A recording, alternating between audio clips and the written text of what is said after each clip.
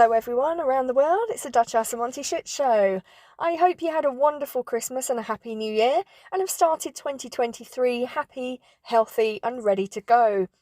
It really hasn't taken too long into the new year at all, has it, before the meteorite shower of stories from Spare have been released. It's been an absolute machine gun of bullets fired in the last couple of days, one after the other. Some of the stories from his book are just downright bonkers. Some are just bizarre, quite frankly. Some are really quite anger-inducing. And there's one this evening that's come to my attention. Somebody sent it to me on Twitter, which oh goodness me, I don't even know where to start. In fact, I will start by saying that it can be quite a sensitive subject for some ladies. It can be quite triggering, so I will put a warning in the title of this video. I'll give you a final warning now. If you do not wish to proceed, please switch off. I do not wish to offend or upset anyone, but I just wish to discuss one of the stories. But as it is quite a triggering, sensitive subject for some people, I do not wish to upset anyone. So, what was sent to me in my inbox was an excerpt from Harry's book, and it's about Meghan's miscarriage. When she had a miscarriage in between having Archie and having Lily, and it goes as follows.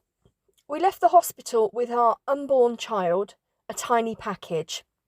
We went to a place, a secret place only we knew, the Duke of Sussex 38 wrote in an excerpt, which US Weekly can exclusively reveal.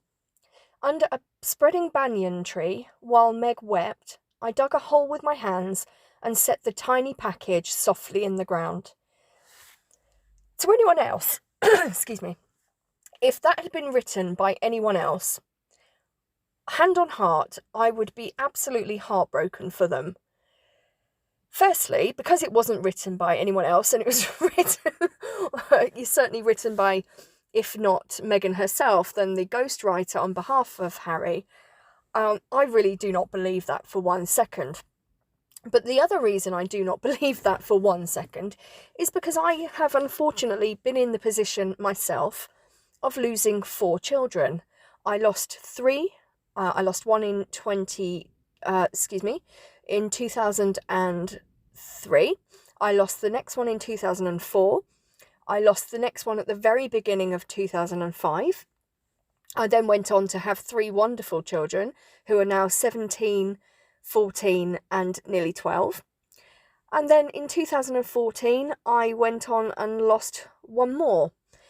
Now, certainly in America, the definition of a miscarriage, or it can also be called a spontaneous abortion, excuse me. So the definition of a miscarriage in America is anything before 20 weeks of pregnancy. In the UK, it's 24 weeks. So anything before 24 weeks here is classed as a miscarriage. Anything over 24 weeks, excuse me, is classed as a stillbirth or a stillborn. Now, my first baby that I lost, I'll call them baby. I know the technical term is fetus, but for the purposes of this video, I'll just say baby. So the first baby I lost in 2003, I was actually 24 weeks and 1 day. So even though it was written as a miscarriage on my medical files, technically it was a stillborn. And I can tell you now, they do not give you your child in a package to just take home and do what you like with it. That's just not how it's done at all. There are protocols you have to do. There are procedures that have to be followed legally, ethically, morally. Now, I was given the option of arranging a burial or cremation myself for the baby, or I was given the option of the hospital arranging it and I could attend, which is what I did. I left it to the professionals. I was so distraught and so heartbroken.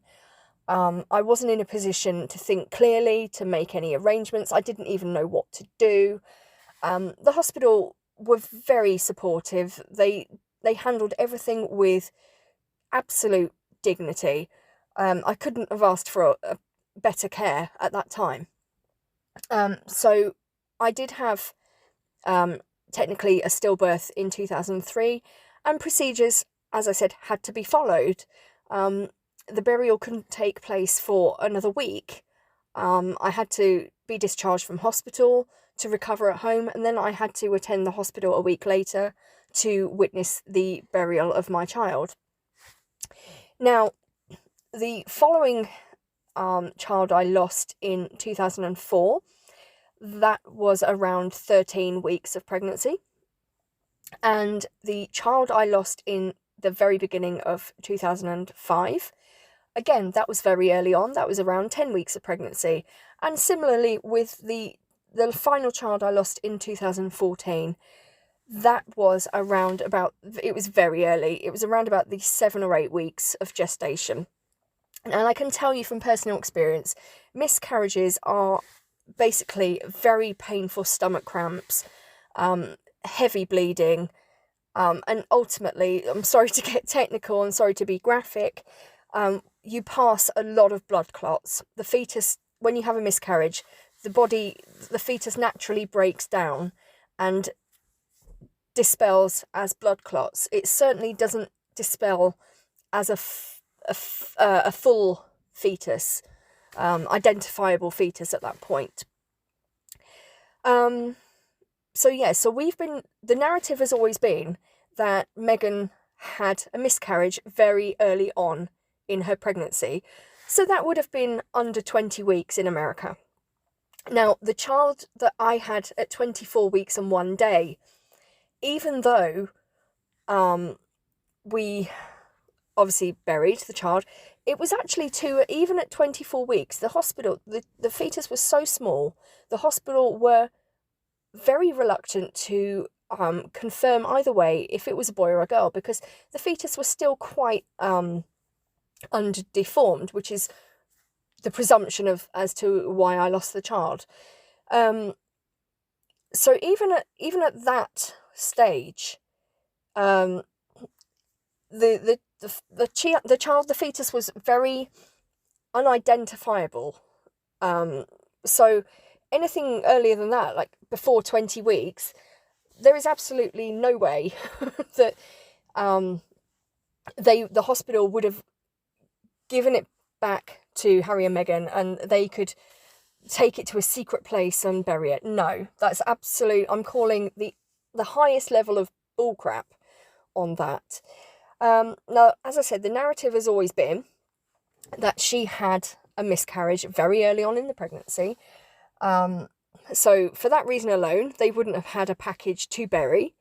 The photo that was taken of her, I'll try and find the photo, and it was she was in a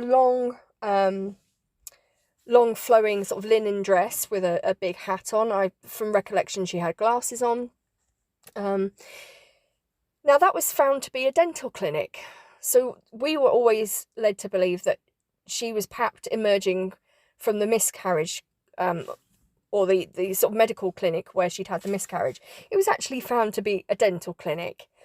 So on that reason, I'm calling bullcrap on this story.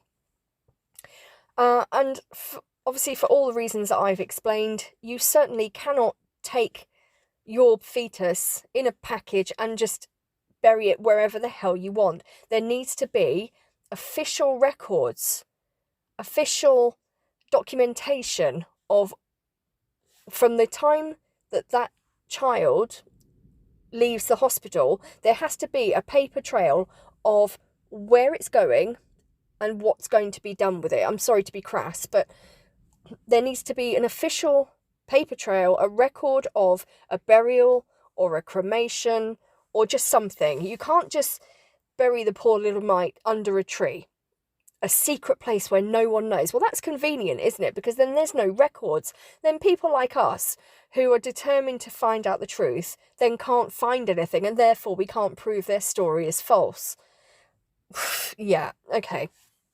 So to be honest, I'm just gonna leave it there, because I appreciate that this may have been triggering for some of you ladies, and if it has been, I can only apologise. But just for this reason alone, I just wanted to come out and just debunk that entire theory as absolute crap.